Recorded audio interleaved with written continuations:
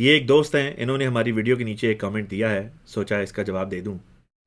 مرزا صاحب نے نبی ہونے کا دعویٰ کیوں کیا، جبکہ نبی تو آتا ہی تب ہے جب دین ختم ہو جائے اور نئے دین کی ضرورت ہو یا دین میں تبدیلی واقع ہو جائے۔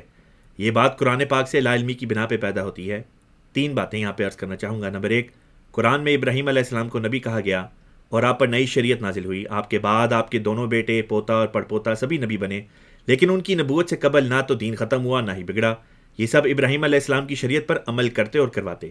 بات نمبر 2، کہ بنی اسرائیل میں موسیٰ علیہ السلام کے بعد پے در پے نبی آتے تھے، حالانکہ نہ تو دین ختم ہوا تھا اور نہ ہی یہ انبیاء نئے دین کی تبلیغ کرتے تھے، بلکہ موسیٰ علیہ السلام ہی کی تعلیم پر عمل کرتے، کرواتے اور ان کے لوگوں کے باہمی تنازعات کا فیصلہ فرماتے، اور یہی کام امت محمدیہ میں کرنے کے لیے اللہ تعالیٰ نے مرزا صاحب علیہ السلام کو بھیجا۔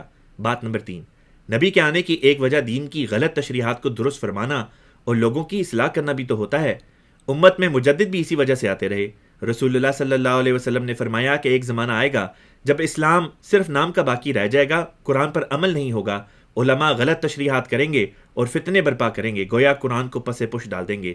یہ سب باتیں اس دور کے مسلمانوں میں پوری ہو چکی ہیں، لہٰذا جماعت اسلامی کے مولانا مودودی فرماتے ہیں، یہ انبوہ عظیم جس کو مسلمان قوم کہا جاتا ہے، اس کا حال یہ ہے کہ اس کے 999 فی ہزار افراد نہ اسلام کا علم رکھتے ہیں، نہ حق اور باطل کی تمیز سے آشنا ہیں، نہ ان کا اخلاقی نقطہ نظر اور ذہنی رویہ اسلام کے مطابق تبدیل ہوا ہے۔ باپ سے بیٹے اور بیٹے سے پوتے کو بس مسلمان کا نام ملتا چلا آ رہا ہے۔ پھر شاعر مشرق جو ٹی ایل پی والوں کی فیورٹ ہیں، علامہ اقبال بیان فرماتے ہیں، شور ہے ہو گئے دنیا سے مسلمان نابود، ہم یہ کہتے ہیں کہ تھے بھی کہیں مسلم موجود، وضع میں تم و نصارات و تمدن میں ہنود، یہ مسلمان ہیں جنہیں دیکھ کے شرمائے یہود، یوں تو سید بھی ہو، مرزا بھی ہو، افغان بھی ہو، تم سبھی کچھ ہو، بتاؤ تو مسلمان بھی ہو۔ پھر مولانا حالی فرماتے ہیں، رہا دین باقی نہ اسلام باقی، ایک اسلام کا رہ گیا نام باقی۔ مجلس احرار کے امیر شریعت عطا اللہ شاہ بخاری صاحب فرماتے ہیں، مقابلہ تو تب ہو کہ اسلام کہیں موجود بھی ہو، ہمارا اسلام، ہم نے اسلام کے نام پر جو کچھ اختیار کر رکھا ہے وہ تو صریح کفر ہے۔